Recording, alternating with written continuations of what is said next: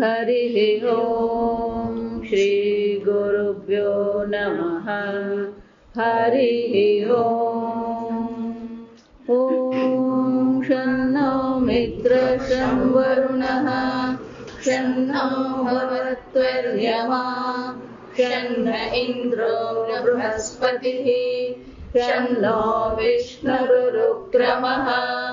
नमो ब्रह्मणे नमस्ते वायो त्वमेव प्रत्यक्षं ब्रह्मासि त्वमेव प्रत्यक्षं ब्रह्म वदिष्यामि ऋतं वदिष्यामि सत्यं वदिष्यामि तन्मामवतु तद्वक्तारमवतु अवतु माम् अवतु वक्तारम्। ॐ शान्ति शान्ति शान्तिः।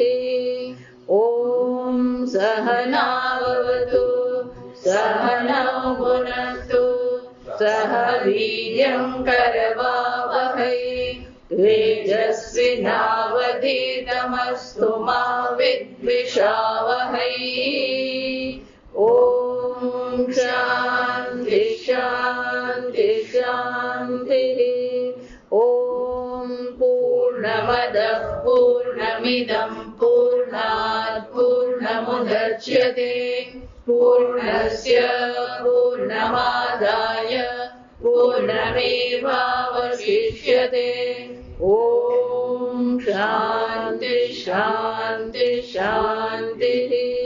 सदाशिवसमारम्भाम् शङ्कराचार्यमध्यमाम् अस्मदाचार्यपर्यन्ताम् वन्दे गुरुपरम्पराम्। श्रुतिस्मृतिपुराणानाम् आलयं करुणालयं नमामि भगवत्पादं शङ्करं लोकशङ्करं शङ्करं शङ्कराचार्यं केशवं बादरायणं सूत्रभाष्यकृतौ वन्दे भगवन्तौ पुनः पुनः। ईश्वरो गुरुरात्मेति मूर्तिभेद विभागिने व्योमवद्व्याप्तदेहाय दक्षिणामूर्तये नमः। निधये सर्वविद्यानां विषये भवरोगिणां गुरवे सर्वलोकानां दक्षिणामूर्तये नमः। ॐ नमः प्रणवार्थाय शुद्धज्ञानेकमूर्तये निर्मलाय प्रशान्ताय दक्षिणामूर्तये नमः। यः परिव्राट मुमुक्षुः सर्वाणि भूतानि अव्यक्तादीनि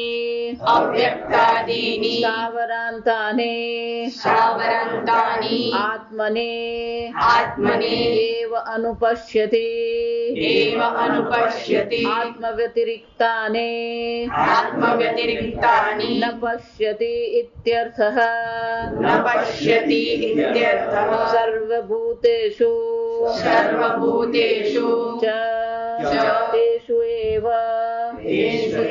च आत्मानं तेषामपि भूतानां स्वम् आत्मानं आत्मत्वेन यथा अस्य देहस्य कार्यकरणसङ्घातस्य आत्मा अहं सर्वप्रत्ययसाक्षीभूतः चेतयिता केवलः निर्गुणः अनेनैव स्वरूप स्वरूपेण अव्यक्तादीनां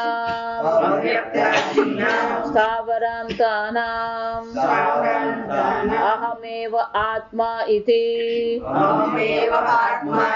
सर्वभूतेषु च आत्मानं निर्विशेषं यः तु अनुपश्यति सः ततः तस्मादेव दर्शनात् न विजुगुप्सते विजुगुप्सां घृणां न करोति प्राप्तस्य एव अनुवादः अयम् सर्वा हि घृणा आत्मनः अन्यत दुष्टं पश्यतः भवति आत्मान एव अत्यन्त विशुद्धं निरन्तरं पश्यतः न घृणा निमित्तम् अर्थान्तरम् अस्ति इति प्राप्तमेव ततः न विजुगुप्सते इति आत्मव्यतिरिक्तानि न पश्यति. જેને આત્મજ્ઞાન થઈ ગયું છે એ આત્માથી અન્યના દર્શન કરતો જ નથી. અન્ય હોય તો મુશ્કેલી છે. આપણા દુઃખનું કારણ, આપણે સંતાપનું કારણ શું છે? આ અન્ય બુદ્ધિ છે. જો સમજ,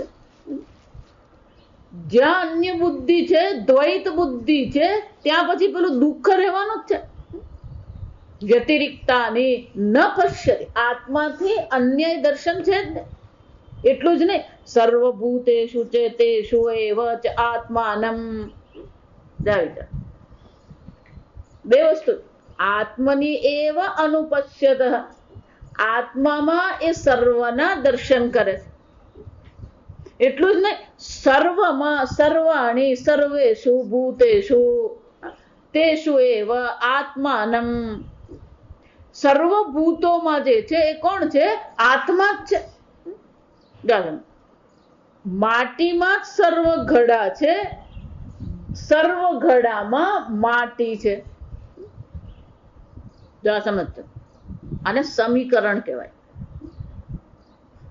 9મા અધ્યાયમાં, ભગવદ્ ગીતા 9મા અધ્યાયમાં ભગવાન આ જ કે મયી સર્વાણી ભૂતાની. આ બધા ક્યાં છે? મારામાં જ છે. જો સમજો, સર્વ એ પરમાત્મામાં જ છે, પણ પરમાત્મામાં છે એમ જો આપણે કહીએ, પેલી સપ્તમી વિભક્તિ છે. જો પરમાત્મામાં એમ કહીએ તો પેલા તપેલીમાં દૂધ છે, તપેલીમાં બોર છે, એમ પરમાત્મામાં શું છે? આ સર્વભૂતો છે. એવું છે? જો વિચાર, આને શું કહેવાય? આધાર આધેય કહેવાય. તપેલી આધાર છે અને દૂધ એમાં આધેય છે. તો કે એવું છે ખરું? એક પરમાત્મા છે અને પછી એમાં શું છે? આ સર્વભૂતો છે. ગોટાળા થઈ ગયા સમજ. એ જ રીતે આત્મા છે, આત્મની આ આત્મામાં શું છે? સર્વભૂતો રહીને. ઘરમાં 5 હોય ને તોય કંટાળીએ, તો સર્વભૂત જો આત્મામાં છે તો પછી શું થવાનું?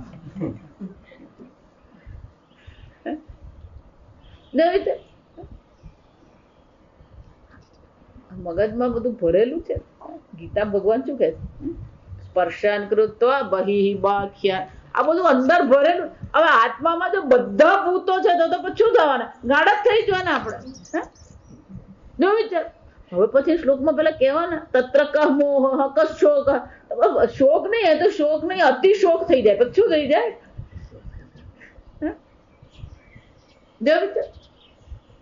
એટલે પેલું બીજું વાક્ય કે જાસમ, આત્મામાં સર્વભૂતોના દર્શન કરે છે. પછી બીજા વાક્યમાં શું કે છે? સર્વભૂતેષુ ચ આત્માનમ. સર્વભૂતો આત્મામાં છે? ના ના, સર્વભૂતોમાં આત્મા છે. આવું કેવી રીતે બને? સમજો. એટલે વેદાંત આપણે માનતા કે હું વાંચું ને મને સમજ પડી જાય, કઈ પલ્લે પડે જ નહીં. આ સમજ પેલો ગમે એટલું વાંચે. જોયું છે, સર્વભૂતોમાં આત્મા છે અને આત્મામાં સર્વભૂતો છે. એટલે શંકરાચાર્ય આપણને સમજાવે છે, તેષામપી ભૂતાનામ સ્વમાત્માનમ આત્મત્વેન પશ્યતે. એક જ શબ્દ મૂકે ને એટલે બધું પતી જાય. તેષુ આત્માનમ, એ સર્વભૂતોમાં આત્માને જુએ છે. એટલે આત્માને જુએ છે. પહેલા કીધું કે આત્મામાં સર્વભૂતો છે, એટલે આત્મા આધાર થઈ ગયો અને સર્વભૂતો આધેય થઈ ગયા. હવે કે છે સર્વભૂતોમાં આત્મા છે, તો આધાર કોણ બની ગયું? પેલો સર્વભૂતો આધાર બની ગયા અને પછી આધેય કોણ છે? પેલો આત્મા છે. એવું છે? એટલે શંકરાચાર્ય એક જ શબ્દ આપે, આત્મત્વેન. અને ઇત્થમ ભૂતે તૃતીયા કહેવાય. આત્મત્વ એટલે શું છે? આત્મ સ્વરૂપે. આ સર્વભૂતોમાં આત્મા છે, એટલે કે આ સર્વભૂતો આત્માથી અન્ય છે જ નહીં. જો આત્મ વ્યતિરિક્તાની ન પશ્યતિ, પેલો ત્યાં અર્થ લેવાનો. એટલે વેદાંતમાં આગળનું યાદ નહીં હોય તો પછી અત્યારનું કઈ ખબર નહીં પડે. એ બધું ઉપરથી જ જાય. પછી ગઈકાલે આપણે શું આત્મા વ્યતિરિક્તાની ન પશ્ય, આત્માથી અન્ય છે જ નહીં. સર્વભૂતેષુ આત્માનમ એટલે કે આ સર્વભૂતોનો આત્મા, આ સર્વભૂતોને સત્તા અને સ્ફૂર્તિ પ્રદાન કરનાર આ આત્મા છે. માટીમાં ઘડા છે એમ કેવું પડે. કેમ? કારણ કે માટીનું અસ્તિત્વ કોને કારણે, ઘડાનું અસ્તિત્વ કોને કારણે છે? માટીને કારણે. પણ સર્વભૂતોમાં માટી, સર્વ ઘડાઓમાં માટી છે એમ જયારે કહેવામાં આવે તો ત્યાં શું કહેવામાં આવે? ઘડા નામની વસ્તુ છે જ નહીં. આપણું પેલું સમીકરણ યાદ રાખો. ઘડો માટી છે, માટી ઘડો નથી. સર્વભૂતોનો આત્મા કોણ છે? હું જ છું. આત્મા પરમાત્મા છે એમ નહીં કહેવાનું. પછી આત્મત્વ એટલે શું છે? હું સ્વયં છું. એનો અર્થ શું થાય? સર્વભૂતો છે જ નહીં. એટલે ત્યાં પણ 9મા અધ્યાયમાં ભગવાન બહુ સરસ કરે. મસ્થાની સર્વભૂતાની, આ બધા મારામાં જ છે. પછી કે છે નચ મત્સ્થાની ભૂતા, મારામાં કઈ છે જ નહીં. અને ફેરવી તોડેલું કહેવાય. કેમ? જ્યાં સુધી દ્રષ્ટિ તમારી નામ અને રૂપ પર છે, જો આ સમજો, જ્યાં સુધી આપણી દ્રષ્ટિ નામ અને રૂપ ઘડા પર અટકેલી છે ત્યારે આ વાક્ય કેવું પડે કે સર્વ ઘડાઓમાં માટી છે. પણ માટી પર દ્રષ્ટિ ગઈ પછી શું છે? જો આવી છે, માટીની દ્રષ્ટિએ ઘડા નામની કોઈ વસ્તુ છે જ નહીં.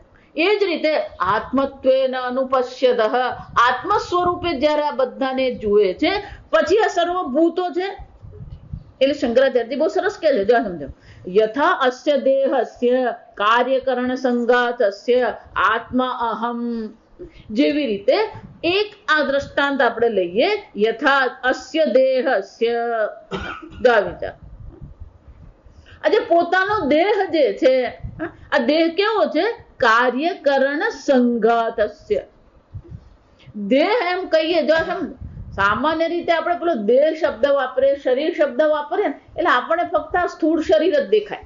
જા સમજ, સ્થૂળ શરીર નહીં, કાર્યકરણ સંઘાત, સ્થૂળ અને સૂક્ષ્મ બંને. કાર્ય એટલે આ પંચમહાભૂતનું કાર્ય છે. કરણ એટલે કે આ જગતને જોવા માટે, જાણવા માટે, વ્યવહાર કરવા માટે આપણને જે સાધન, કરણ એટલે શું છે? સાધન. આપણને જે સાધન આપવામાં આવે છે એને શું કહેવાય? સૂક્ષ્મ દેહ. બોલો, તત્વબોધ યાદ રાખો. પંચીકૃત પંચમહાભૂતૈ ભોગાયતનમ, આ સ્થાન છે. એટલું જ નહીં, અપંચીકૃત પંચમહાભૂતૈ પુણ્યકૃતમ જાવિત, એ કેવું છે? ભોગ સાધનમ. શંકરાચાર્ય કયો શબ્દ વાપરે? ભોગ સાધન. આ સૂક્ષ્મ શરીર એ ભોગ સાધન છે. સાધનને સંસ્કૃતમાં શું કહેવાય? કરણ કહેવાય. એટલે શંકરાચાર્યજી કહે છે આ દેહ એટલે શું છે? કાર્ય કરણ સંઘાતસ્ય આત્મા અહમ. આ કાર્યકરણ સંઘાતનો આત્મા કોણ છે? હું છું. જો એટલે કહો, આ દેહને ફેંકી દેવાનો નથી. આનો આત્મા પણ કોણ છે? હું જ છું. જો વિચાર. એટલે હું વારંવાર કહું કે માટી ક્યારે એવું કહી શકે જ નહીં આ ગળાથી હું કંટાળી ગઈ. કહી શકે? માટી એવું કહી શકે આ ગળાનો મને બહુ ભાર લાગે છે, હવે ક્યારે ઉતરી જાય?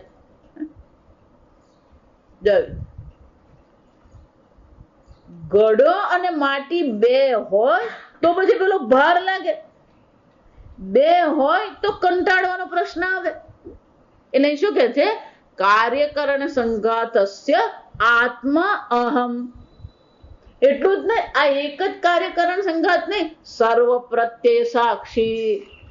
આ સૂક્ષ્મ, આ જે સ્થૂળ શરીર જે છે એનો આત્મા હું છું એટલું જ નથી. સર્વ પ્રત્યય સાક્ષીભૂત. સર્વ પ્રત્યય, આ મનમાં જેટલા પણ વિચારો ઉઠી રહ્યા છે એ સર્વ વિચારોનો પણ સાક્ષી કોણ છે? હું છું. જો વિચાર, સાક્ષી જ છું એમ નહીં. જો સમજો, સર્વ પ્રત્યય જે છે એનું અધિષ્ઠાન પણ કોણ છે? ચેતયિતા. ચૈતન્ય સ્વરૂપ આત્મા એ જ પ્રત્યયનું શું છે? અધિષ્ઠાન છે. જો સમજો, ચૈતન્યમાંથી જ એ પ્રત્યય ઉઠ્યો, ચૈતન્યમાં જ એ વૃત્તિ રહે છે અને ચૈતન્યમાં જ એ વૃત્તિ શું થાય છે? શાંત થઈ જાય. માટીમાંથી જ ઘડો બન્યો, માટીમાં જ ઘડો રહે છે. આ સમજો, હવારના પોરમાં માટીને ઘડો ચાલે. એક ભાઈ ક્લાસમાં જ આવતા બંધ થઈ ગયા. મને કે હવાર પણ તમે માટી ઘડો, માટી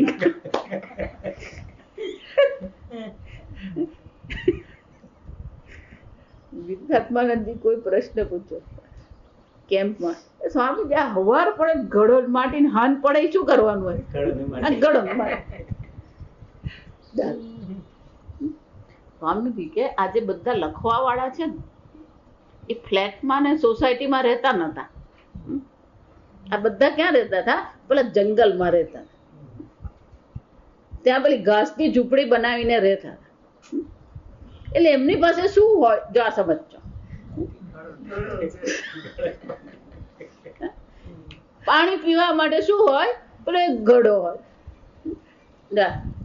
અને જો આજુબાજુ ક્યાંક કૂવો હોય તો પેલું પાણી કાઢવા માટે દોરડું હોય. જો આ સમજો,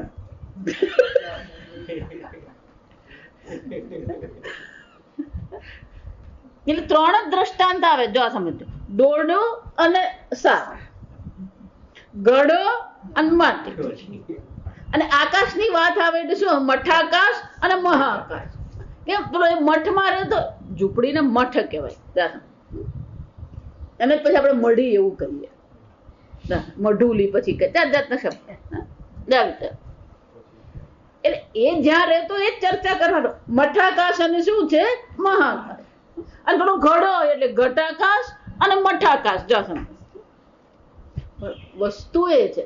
જા સમજ કે આટલું સીધું સાદું દ્રષ્ટાંત છે, પણ એ સીધા સાદા દ્રષ્ટાંતને લઈને અત્યંત સૂક્ષ્મ વસ્તુને પણ એ લોકો શું કરે છે?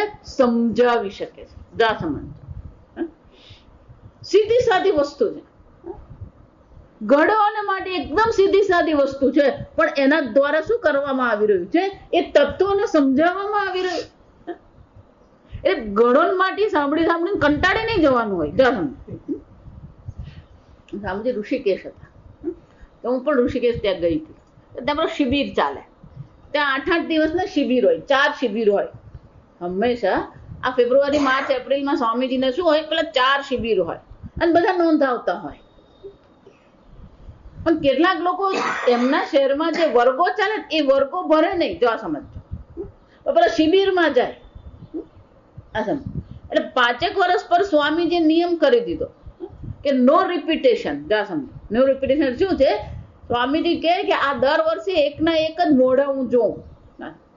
આ શિબિર શાના માટે છે?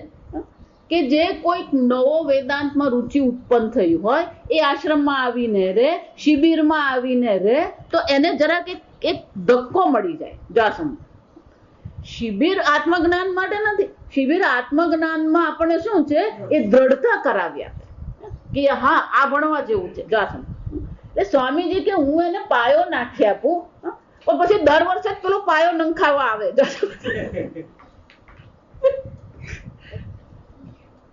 એટલે સ્વામીજી ચોખ્ખી ના પડતી હતી કે રિપીટ કરવાના જ નહીં. અસમજ એટલું જ નહીં, પછી પેલું રિપીટ કરવાની ના પડે ને એટલે કે હવે અમે 3 કેમ્પમાં આવવાના. જાસમ એટલે હમણાં એવું જ થયું. અમે જે ગયા ને 3જો શિબિર હતો સ્વામીજી. એટલે પેલા એક જણે સ્વામીજીએ 4 મહાવાક્ય લીધા હતા. મહાવાક્ય સમજાવવાનું, પછી રાત્રે 8 થી 9 પેલો પ્રશ્નોત્તરીનો કાર્યક્રમ. જે કઈ એમને પ્રશ્ન પૂછવા શું કરવાનું લખીને આપવાનું. પછી સ્વામીજી ત્યાં સત્સંગમાં 8 થી 9 શું કરે? પ્રશ્નના ઉત્તરો આપે. એટલે એક ડાયો, જો આપણી ભાષામાં ડાયો કહેવાય કે સ્વામીજી ગયા શિબિરમાં તમે આ સમજાવ્યું હતું, આ શિબિરમાં તમે સમજાવો છો, આ રિપીટ કરો છો. જા સમજો. સ્વામીજી જવાબ આપે ને બરાબર જવાબ આપે. Swamiji I am not repeating, you are repeating કેમ્પ. હું પુનરાવર્તન કરતો નથી, તે કેમ્પ નું પુનરાવર્તન કર્યું. એટલે સમસ્યા તારી મારી નથી સમસ્યા. બધાને એક જ કેમ્પ આવવાનો હોય, તું બીજા કેમ્પમાં આવ્યો જ શું કામ? જા સમજો. જો વિચાર સમજો. શિબિર એક વસ્તુ છે, પણ આપણે જે શહેરમાં હોઈએ ત્યાં આપણે શાસ્ત્ર અધ્યયન પણ શું છે કરવાનું જ છે, અને એની સૂક્ષ્મતા પકડવાની છે. ભલે એકનું એક હોય પણ એની પાછળ કંઈક ને કંઈક સૂક્ષ્મતા તો રહેલી જ હોય છે. ઘડો અને માટી એમ કહીએ એમ આ દેહ જે છે, જો સમજો, જ્યાં સુધી પેલી ઘડા પર દ્રષ્ટિ છે ત્યાં સુધી એને ઘડાની ચર્ચા કરવી જ પડે. એમ જ્યાં સુધી આ દેહ પર દ્રષ્ટિ છે ત્યાં સુધી શું કહેવું પડે? કાર્યકરણ સંઘાતસ્ય આત્મા અહમ. માટી કહી શકે આ ઘડાનો આત્મા હું છું. એટલે મોટા મોટા શબ્દો વાપરવા અને મોટી મોટી વાત કરવી એ વેદાંત નથી. સરળ શબ્દોમાં સરળ દ્રષ્ટાંતથી એ અતિ સૂક્ષ્મ તત્વોને શું કરવામાં આવે? સમજાવવામાં આવે. ભગવદ્ ગીતાના શબ્દો તમે જુઓ, મોટે ભાગેના શબ્દો આપણા માટે કેવા છે? ગુજરાતીના જ શબ્દો છે. ખરેખર જુઓ તો સર્વભૂતેષુ એમ કહીએ તો પેલી વિભક્તિ નહીં ખબર, પણ સર્વભૂત તો આપણને શું કરવાનું ખબર પડી જ જવાનું. જો વિચારી દો, ઉપનિષદ કહીએ કે ભગવદ્ ગીતા કહીએ કે મહાભારત કહીએ, શબ્દો જે છે એ તો કેવા છે? અત્યંત સરળ છે. કેમ કે જ્યારે તત્વ ગહન હોય, અત્યંત ગૂઢ હોય, ત્યારે ભાષા પણ જો તમે ગૂઢ કરો તો પેલી ભાષામાં જ બુદ્ધિ અટવાઈ જાય, તો પેલા તત્વમાં પછી બુદ્ધિ શું થાય? પહોંચે જ નહીં. જા સમજો, તમારે ગહન તત્વ સમજાવવું હોય તો પછી ભાષા તમારે શું કરવી પડે? એટલી જ સરળ રાખવી પડે. આ ઘડો અને માટી એમ આપણે જયારે કહી રહ્યા છે તો એ ઘડો ને માટી નથી, પણ ઘડા ને માટીના દ્રષ્ટાંતની પાછળ જે સૂક્ષ્મ તત્વ છે એને જોવાનો પ્રયત્ન કરવો. જો એટલે વારંવાર કહું કે માટીને ક્યારેય ઘડાનો ભારે લાગતો નથી અને ઘડાથી એ કંટાળી જતી નથી. આ પણ તાવ આવે ને તોય આપણે આ દેહથી શું થઈ જાય? કંટાળી ગયા. હવે આ શરીર તો એવું છે ને. એટલે હું એક જ વાક્ય કહું કે પેલું ફ્રીજ લાવીએ ને, એ બગડી જાય ને તો પેલો રિપ્લેસ કરી આપે. ભગવાનના આ શરીરમાં શું છે? પછી રિપ્લેસમેન્ટની વ્યવસ્થા છે જ નહીં. આપ્યું ને આપ્યું, હવે ભોગવવાનું. સમજજો. ભગવાન કે એક વાર આપી દીધું, હવે શું છે, હવે બદલી આપતા નથી.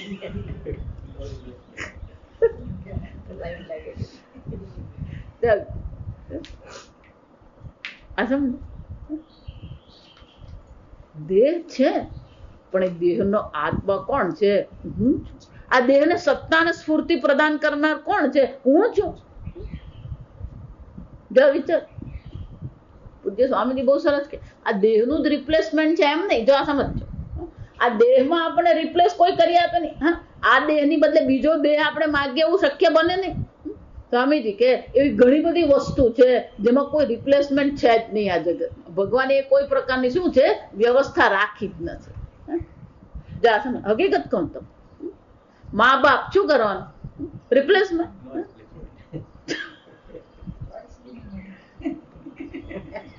એ નક્કી કરીને આપે.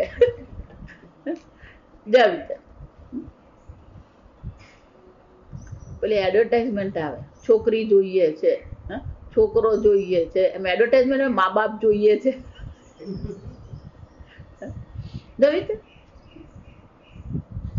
સમજો, ઈશ્વરે આપ્યું છે. કોણે આપ્યું છે? ઈશ્વર. પણ આ કાર્યકરણ સંઘાતને ટકાવનાર કોણ છે? આત્મા, અહમ.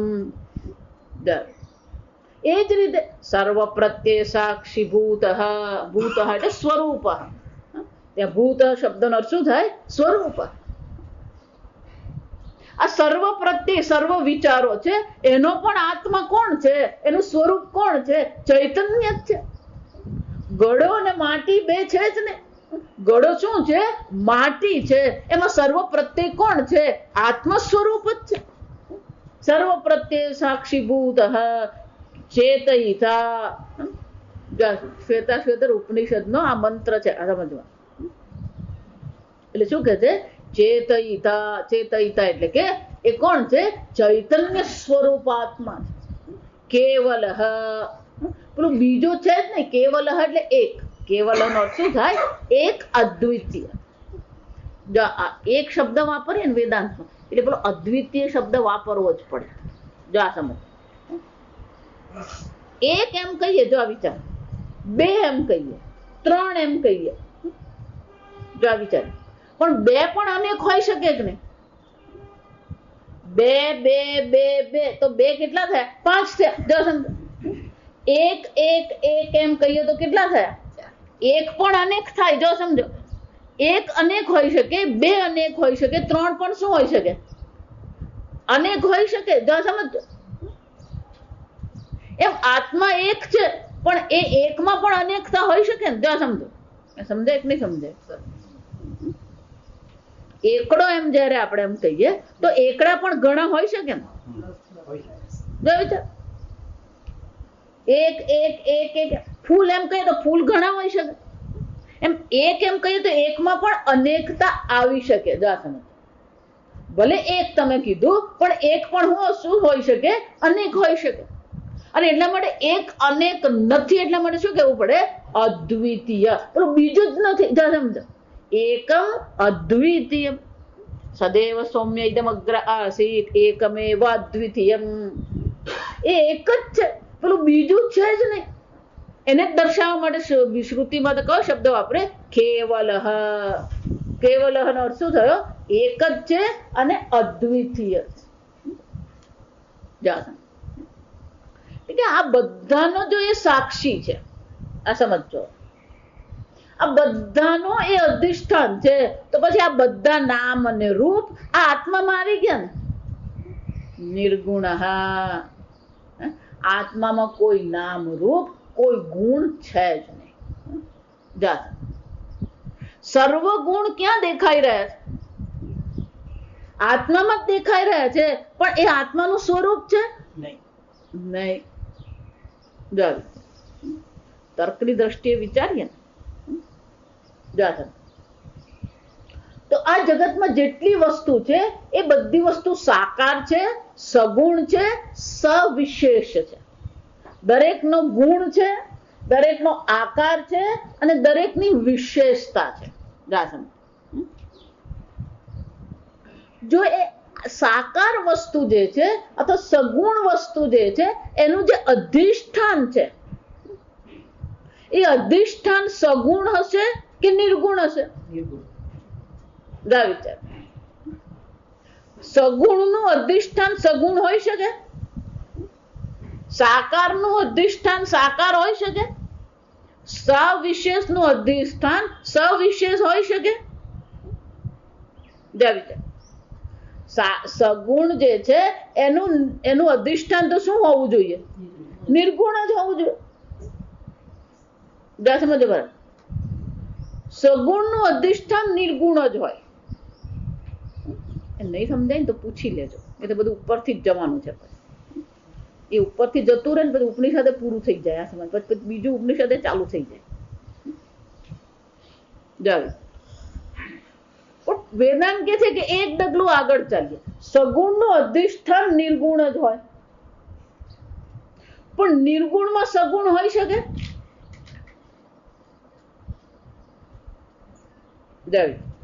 ઘડો એમ સગુણ છે, નામ અને રૂપ છે. એનું અધિષ્ઠાન કેવું હોવું જોઈએ? નામ રૂપ રહિત માટી. પણ માટીમાં નામ રૂપ રહી શકે? નિર્ગુણમાં સગુણ હોઈ શકે? સગુણનું અધિષ્ઠાન તો નિર્ગુણ જ હોય, પણ નિર્ગુણમાં સગુણ હોઈ શકે ખરું? નહીં. જો આ સમજતો તો પછી નિર્ગુણમાં જે સગુણ દેખાઈ રહ્યું છે એ ખરેખર છે ખરું? અસતઃ વાવઃ ન વિદ્યતે.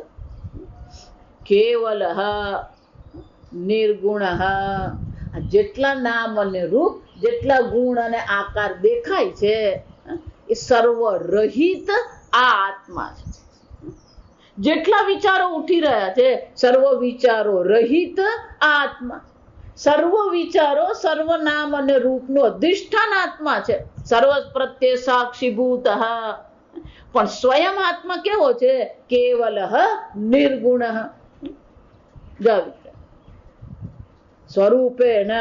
સ્વરૂપથી તો એ કેવો છે?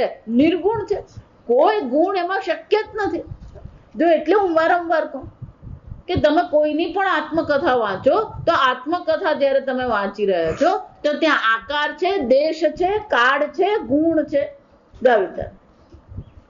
અને એમાં જો તમને આનંદ આવતો હોય તો પછી નિર્ગુણ નિરાકાર બ્રહ્મમાં તમને રુચિ થશે? વિચાર. જે લોકોને આત્મકથા વાંચવાનો રસ પડે પછી એ બધાની આત્મકથા વાંચતો જ રહેજો.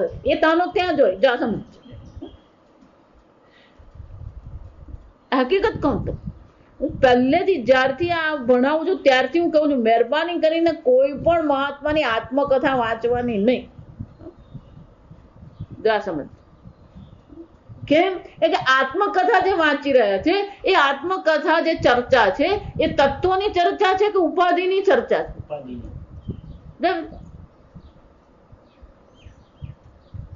મહાત્માના વખાણ કરે ને એ વખાણ પણ શાના હોય? ઉપાધિ ના જ. અને ઉપાધિ તો દરેકની વિશેષ જ છે. એટલે પેલું બ્રહ્માજી જયારે ભગવાન છે બ્રહ્માજી પેલા ગાયોને ઉંચકી ગયા, પછી ગોપ બાળોને ઉંચકી ગયા. ભગવાને જોયું કે સાંજ પડી ગઈ છે, હવે ગોકુળ જવાની તૈયારી કરવાની છે, આ એકે દેખાતા નથી. એટલે ભગવાને શું કર્યું? આત્મૈવ ભૂત. ભગવાન પોતે જ બની ગયા. બ્રહ્માજી બીજે દિવસે જોવા આવે. બ્રહ્માજી જોઈ કે મેં ઝેરોક્સ મશીન તો બનાવ્યું નથી. આ બીજા ગાય ને એટલે પાછા જોવા ગયા. ત્યાંય પેલા બ્રહ્મલોકમાં હતા.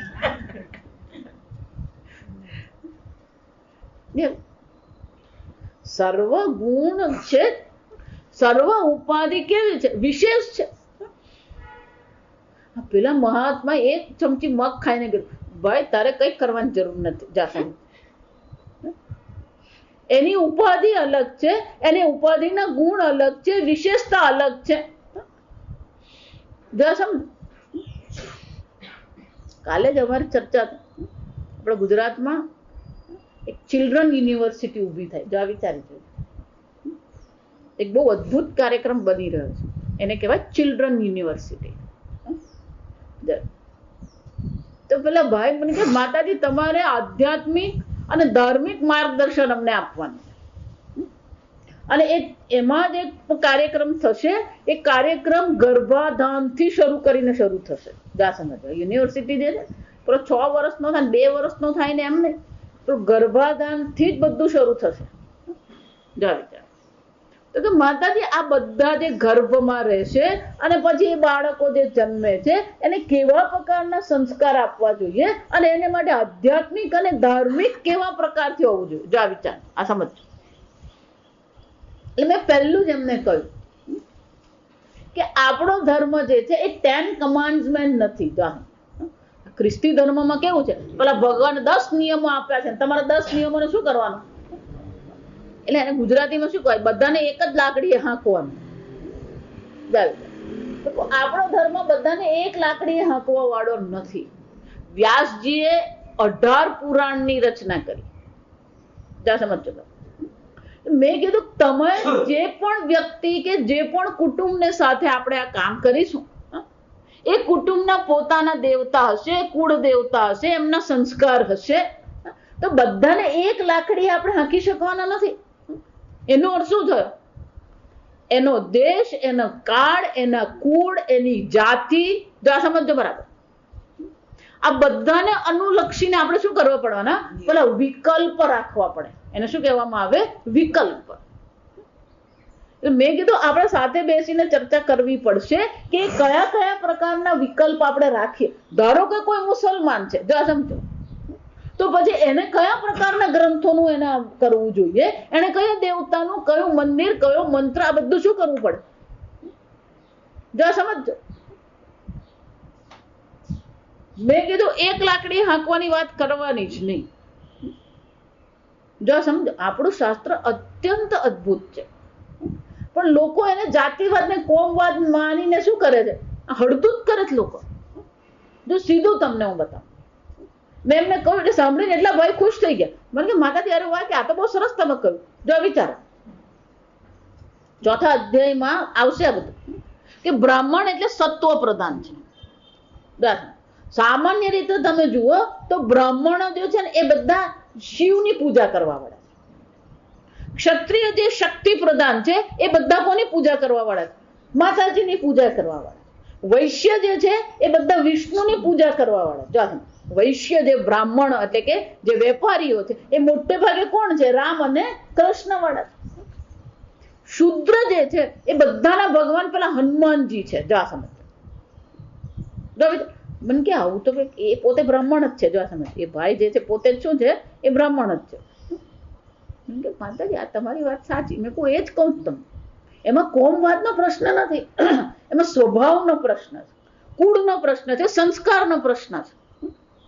તમારે જો આ પ્રકારના આધ્યાત્મિક અને ધાર્મિક આપણને જો સંસ્કાર આપવા હોય તો પછી આપણે શું કરવા પડવાના, પેલા વિકલ્પ રાખવા જ પડવાના.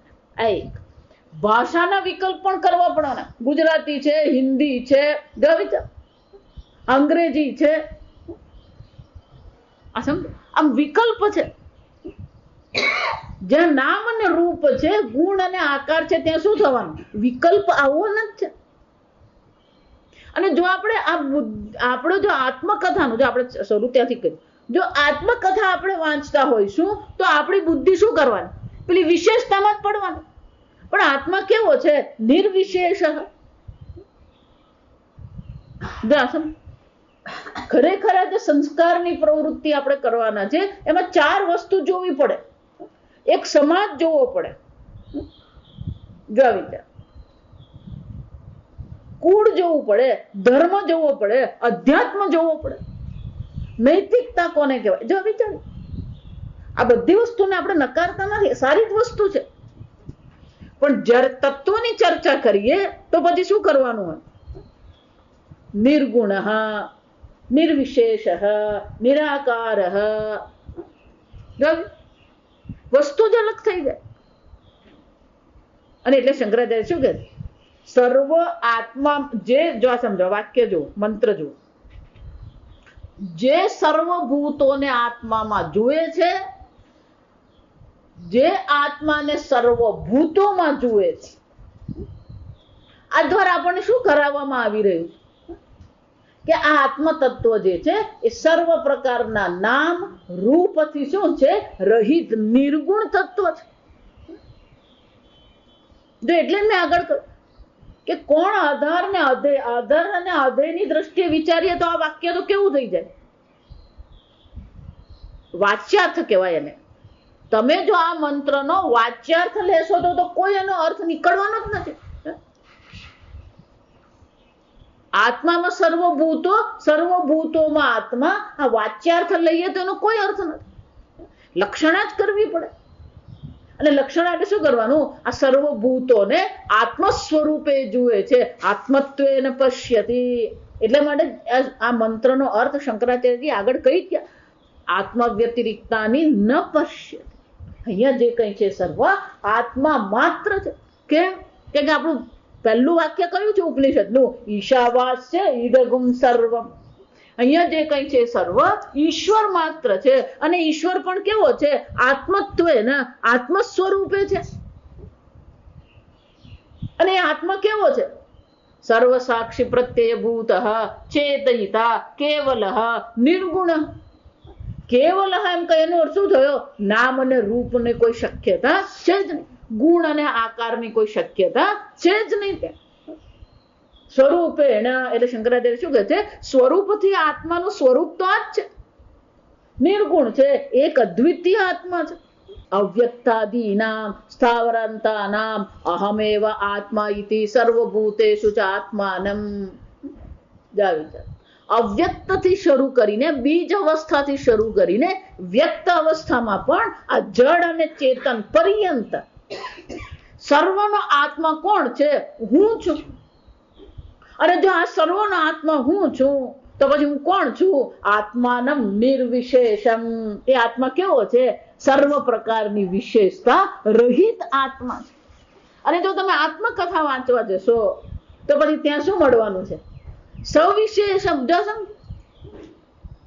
કોઈ ગુણ પણ નથી, નિર્ગુણ અને નિર્વિશેષ આત્મા છે. જો એ નિર્વિશેષ હોય તો જ એ સર્વમાં હોઈ શકે. સમજો, સર્વ ઘરેણામાં સોનું ક્યારે હોઈ શકે? સોનું સ્વયં કેવું હોવું જોઈએ? નિર્ગુણ અને નિર્વિશેષ હોવું જોઈએ. એ નિર્વિશેષ સોનામાં જ વિશેષતા મૂકી શકાય. નિર્ગુણ જે સોનું છે એમાં જ પેલા ગુણ, નામ અને રૂપ કરી શકાય. તો પછી નામ અને રૂપ સત્ય છે? કેમ? કે નિર્વિશેષમાં સવિશેષ હોઈ શકે જ નહીં. સવિશેષની દ્રષ્ટિએ વિચારીએ તો સવિશેષનું અધિષ્ઠાન નિર્વિશેષ છે. પણ નિર્વિશેષની દ્રષ્ટિએ વિચારીએ તો નિર્વિશેષમાં સવિશેષ હોઈ શકે?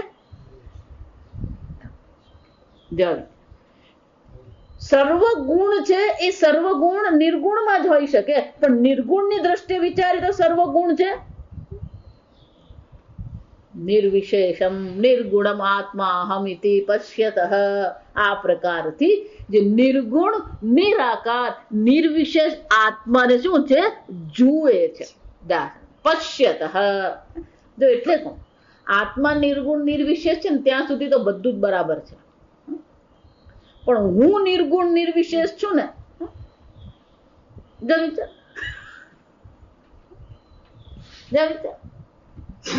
એટલે વેદાંત પણ જો વિશેષતા બની ગઈ તો પછી પાછું ગોટાળો જ છે. ઘર પણ જો વિશેષતા બની ગઈ, આશ્રમ પણ વિશેષતા બની ગઈ તો વળી પાછું શું થવાનું? હમણાં જ પેલા એક માતાજી એક બેન ને પૂછતા હતા, કેવો લાગ્યો અમારો આશ્રમ? એટલે ગોળ ફરીને પાછું ક્યાં આવી ગયું?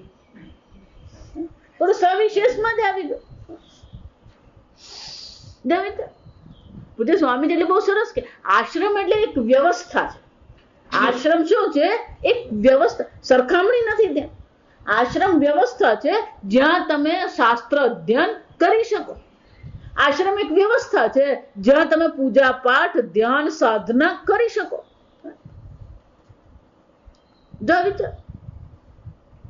એક વ્યવસ્થા છે. પછી એ મારી વ્યવસ્થા સારી, તારી વ્યવસ્થા ખોટી. જા સમજ. આ તો કોના જેવું છે? મારી ચાની લારી તારા ચાની લારી કરતા હારી. જા સમજ.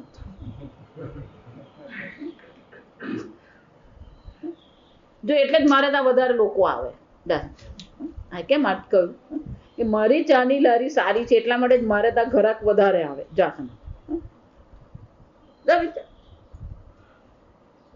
બુદ્ધિ ફરીને પાછી ક્યાં આવીને ઉભી રહી ગઈ?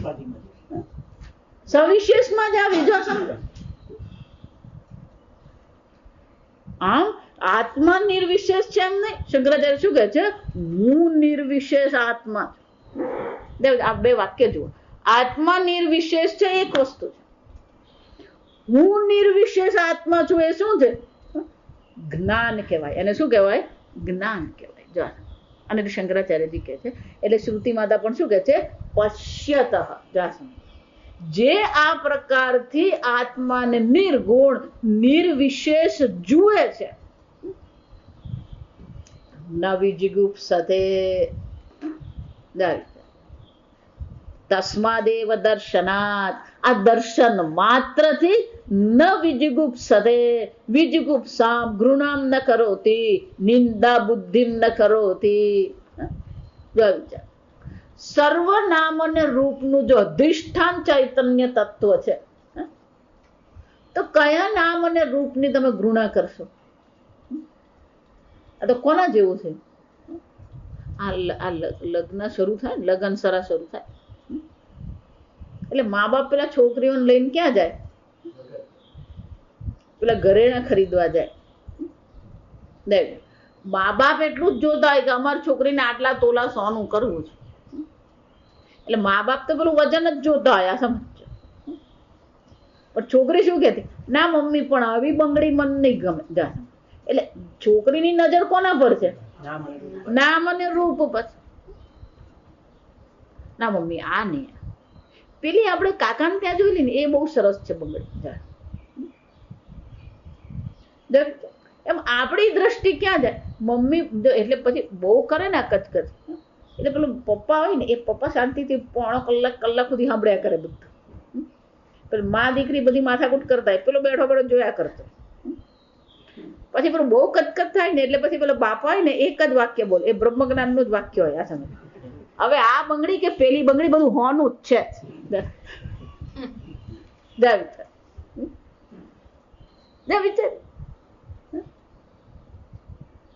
કોઈ પણ નામ રૂપ જો સમજો દરેક ઘરેણા સોનું છે એ રીતે દરેક નામ અને રૂપ શું છે?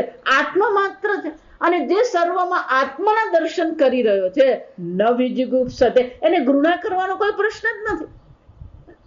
એને નિંદા કરવાનો કોઈ પ્રશ્ન છે જ નહીં.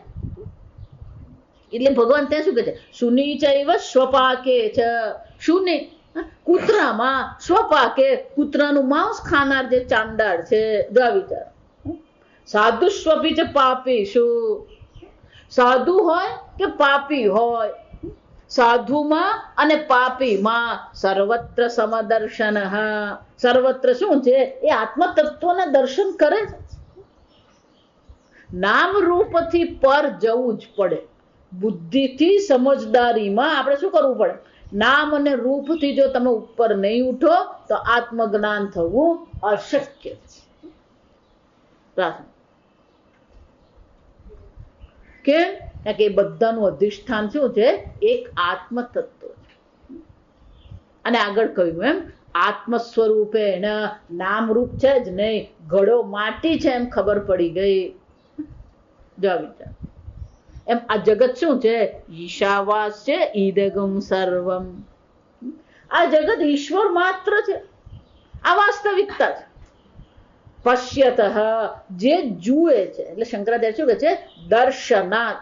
આ દર્શન માત્રથી ન વિજુગુપ્સતે વિજુગુપ્સામ ઘૃણામ ન કરોતી. શંકરાચાર્યજી કહે છે પ્રાપ્તસ્યેવ અનુવાદ અયમ. કેમ? આગળ પણ આ ચર્ચા કરી ગયા. એટલે શંકરાચાર્ય શું અનુવાદ આ સમજવો. અનુવાદનો અર્થ આપણે શું કરીએ? એક ભાષામાંથી પેલી બીજી ભાષામાં જયારે એનું ભાષાંતર કરવામાં આવે એ ભાષાંતરને આપણે શું કહીએ છીએ? અનુવાદ કહીએ. પણ સંસ્કૃતમાં અનુવાદ શબ્દનો અર્થ એ નથી. જો સમજો આ પેલો અનુપશ્યત જેવું જ છે. પશ્યત અનુપશ્યત. શાસ્ત્ર શ્રવણ પછી, અનુ એટલે શું થાય? શાસ્ત્ર શ્રવણ પછી એને આ દર્શન થાય. એ જ રીતે અનુવાદ, દર્શન, અનુવાદનો અર્થ શું થાય? પછી. રિપીટેશન એટલે એને શું કહેવામાં આવે? રિપીટેશન. એનો અર્થ શું થયો? આગળના મંત્રમાં જે કહ્યું છે એનો જ આ અનુવાદ છે. એટલે ભાષાંતર નહીં, અનુવાદ એટલે શું થયું? એનું એ જ જુદા શબ્દો દ્વારા આપણને અહીંયા કહેવામાં આવી રહ્યું. આગળ જે કહ્યું છે એ જ કહેવામાં આવ્યું, પણ જુદા શબ્દો દ્વારા, જુદા દ્રષ્ટાંત દ્વારા આપણને કહેવામાં આવી રહ્યું છે. એટલે શંકરાચાર્યજી કહે છે પ્રાપ્તસ્યેવ અનુવાદ. સમજ. પણ આ અનુવાદ કોને માટે છે સમજવાનું. આપણને તો દરેક મંત્ર પહેલી વાર સાંભળેલો જ લાગે. આ સમજ. એટલે શંકરાચાર્ય એ બોલતા નથી. આ સમજ જે જ્ઞાની છે, જેને આ જ્ઞાન થઈ ગયું છે, એને માટે આ મંત્ર શું કહેવાય? અનુવાદ કહેવાય. જેને હજી પલ્લે પડ્યું નથી એને માટે શું છે? આવશ્યક છે. વિચાર. સર્વાહી ઘૃણા આત્મન અન્ય દુષ્ટમ પશ્યદ. કોઈ પણ પ્રકારની ઘૃણા, કોઈ પણ પ્રકારનો તિરસ્કાર જે છે, જો એટલે વારંવાર કહું, કોઈના પણ પ્રત્યે દ્વેષ બુદ્ધિ નહીં કરવાની. કારણ કે છેવટે એ પણ કોણ છે? ઈશ્વર જ છે. પણ આપણને પેલી નિંદા કરવાની આદત પડી ગઈ. પેલો આવ્યો જ નહીં, ફોન કરી નહીં આવ્યો ને, મૂક ને તો પણ નહીં, કેમ નહીં આવ્યો? દર વખતે ફોન કરીને આવતો નથી. જા તો આપણે શું કરી? વિચાર. આપણી બુદ્ધિ ફરી ફરીને પાછી એ નામ રૂપમાં, એ નિંદામાં જ આવીને ઉભી રહી જાય. એટલે શંકરાચાર્ય શું કહે છે? આત્માથી અન્ય છે, અન્ય જુએ છે તો પેલી નિંદા શક્ય છે. અન્ય અને અન્ય છે એટલે જ નિંદા નહીં થાય. જો આ સમજો, હકીકત તમને કહું, શંકરાચાર્ય બીજો બહુ સરસ શબ્દ મૂકે છે. અન્ય પણ છે અને દુષ્ટ પણ છે, તો જ પછી શું થવાનું? નિંદા ક્યારે થાય? એમાં અન્ય જ નહીં, દુષ્ટ એટલે શું છે? એમાં કોઈ દોષ બુદ્ધિ છે તો પછી નિંદા થાય. અને જો આપણે અન્યમાં દોષ બુદ્ધિ કરી રહ્યા છે તો આપણે ખરેખર જો એ આત્મ સ્વરૂપ છે, ઈશ્વર સ્વરૂપ છે, તો કોની નિંદા કરી રહ્યા છે? હું એટલે વારંવાર કહું કે તમે ઈશ્વરની જ નિંદા કરો છો અને પછી ઈશ્વરને જાણવાનો પ્રયત્ન કરો. કેવી રીતે ઈશ્વર તમે જાણવાના? જો વિચાર. એટલે આપણે ભાગવત બહુ સરસ વાત કરે. અન્ય શું દોષ ગુણ ચિંતનમ આશુ મુક્ત. અન્યના દોષ અને ગુણને શું છે? આશુ એટલે તત્કાળ. કોઈના પણ ગુણને ચિંતન કરવાની જરૂર નથી, કોઈના પણ દોષનું ચિંતન કરવાની જરૂર જ નથી. કેમ? ગુણનું ચિંતન કરીએ તો આસક્તિ થાય, દોષનું ચિંતન કરીએ તો દ્વેષ થાય. એટલે છેવટે તો આપણી બુદ્ધિમાં શું થવાનું? રાગ અને દ્વેષ આવીને ઉભા જ રહી જવાના. અને એટલે ભાગવત શું કે છે? અન્ય શું દોષ ગુણ ચિંતનમ આશુ મુક્ત. ભલે એનામાં દોષ છે પણ આપણે ચિંતન કરવાની જરૂર નથી. ત્યાં શું કે છે? અન્ય શું દોષ ગુણ ચિંતન. આપણે એને ચિંતન કરવાની કોઈ જરૂર નથી. એનામાં ભલે દોષ હશે, આપણે ના નથી પાડતા, પેલો ખોટો છે બરાબર છે, પણ તું શું કામ એનું ચિંતન કરે? જો વિચાર. પણ આપણે એનું ચિંતન કર્યા વગર રહી જ શકતા નથી. સમજો? જો વિચાર. એટલે વ્યાસજીને પ્રશ્ન પૂછવામાં, ગુણ અને દોષ કોને કહેવાય? જો વિચાર. જો વિચાર. વ્યાસ વેદાંત છે ને એ જરાક ઊંધું છે આ સમજમાં. આપણે વ્યવહારિક રીતે જે વિચારીએ ને એના કરતા ઊંધું જ હોય. એટલે મીરાબાઈએ પણ કેવું પડે, ઉલટ ભયે મોરે નયન નખી. ગુણ અને દોષ કોને કહેવાય? વ્યાસજી બહુ સરસ જવાબ આપ્યો. ગુણ દોષ જોવા જ દોષ છે. ગુણ દોષ જોવા શું છે? દોષ છે. અને ગુણ દોષ થી પર ઉઠીને એનું જે અધિષ્ઠાન તત્વ જોવું એ શું છે? ગુણ છે. પણ આપણે ગોળ ફરીને પાછા ક્યાં આવતા હોય? સાંભળું પેલા ભાઈ ત્યાં શું થયું, પણ હું કામ છે તાર? તું ભગવાન નામ લઈને શાંતિ.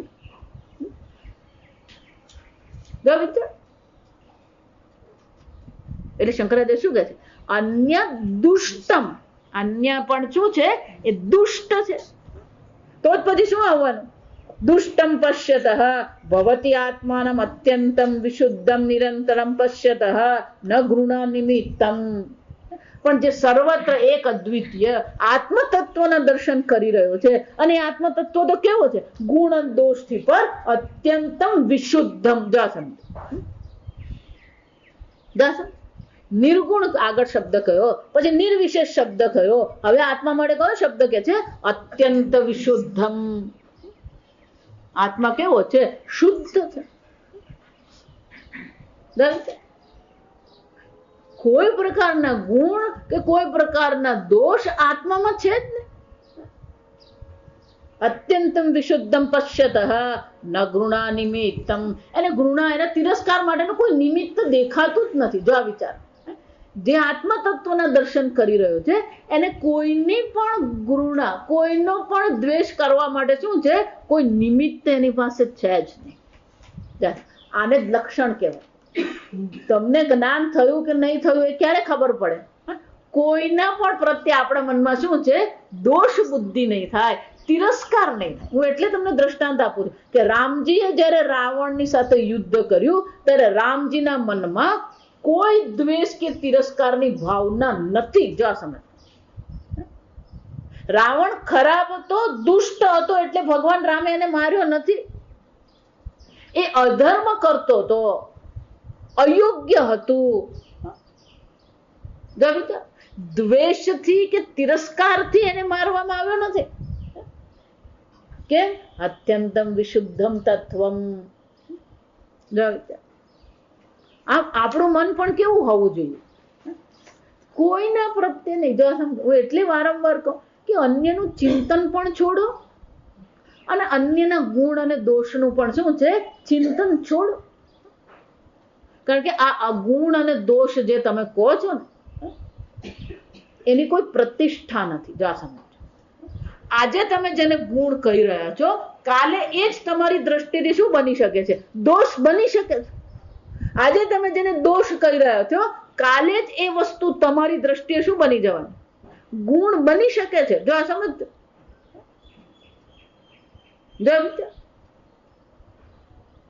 એટલે મરાશ્રીના પણ ગુરુજી ઉડિયા બાબા હતા. એ બહુ સરસ કહેતા, નિંદો મત સરાહના પડેગા, સરાહો મત નિંદના પડેગા. કોઈની પણ નિંદા કરવાની નહીં. એ નિંદા જેની તમે કરી રહ્યા છો, એક વખત એવું આવશે કે તમારે તમારા જ મોઢે એની શું કરવી પડે? સરાહો એટલે પ્રશંસા કરવી પડે. અને કોઈની બહુ પ્રશંસા કરવાની નહીં, કોઈના પર બહુ શું કહેવાય, બહુ વરસી પડવાની જરૂર નથી. જો સમજ, કેમ?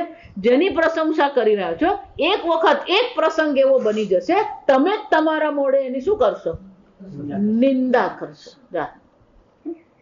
આ જગત કેવું છે? અનિશ્ચિત છે. કોને ગુણ કહેશો ને કોને દોષ કહેશો? મને કહો. ગુણ પણ સાપેક્ષિક છે, એમ દોષ પણ શું છે? સાપેક્ષિક. મને અનુકૂળ અને ગુણ કહેવાય, મને પ્રતિકૂળ અને શું કહેવાય? દોષ કહેવાય. પણ એ જ વસ્તુ જયારે મને અનુકૂળ થઈ જાય તો પછી શું બની ગયું? વિચાર. આ જે અનિશ્ચિત વસ્તુ છે એના પ્રત્યે કોઈ નિર્ણય કરવાની જરૂર નથી, એની કોઈ ચિંતન કરવાની આવશ્યકતા નથી. એટલે ભગવાન એક જ વાક્યમાં ગીતામાં કહી ગયા, ન રૂપમસ્ય તથા એવ ઉપલભ્યતે. આ રૂપ તથા એવ, આવું જ હોય એવો નિર્ણય કરી શકો? ભગવાન શું કહે? શક્ય જ નથી. એટલે શંકરાચાર્ય શું કહે? જે સર્વત્ર આત્મદર્શન કરી રહ્યો છે એને ઘૃણા માટેનું કોઈ નિમિત્ત દેખાતું જ નથી. ઘૃણા નિમિત્તમ ન પશ્યતઃ અંતરમ અર્થાંતરમ અસ્તિ ઇતિ. ઘૃણા નિમિત્ત માટે એટલે કે ઘૃણા માટે એને કોઈ કારણ દેખાતું પણ નથી. અર્થાંતરમ ન અસ્તિ, બીજો કોઈ પદાર્થ છે જ નહીં. પ્રાપ્તમેવ તતઃ ન વિજુગુપ્સતે. અને એટલા માટે એ ક્યારેય કોઈની ઘૃણા કરતોય નથી, કોઈનો તિરસ્કાર કરતો નથી, કોઈની નિંદા એ કરતો જ નથી. કેમ? સર્વત્ર એક અદ્વિતીય આત્મ તત્વના એ દર્શન કરી રહ્યા.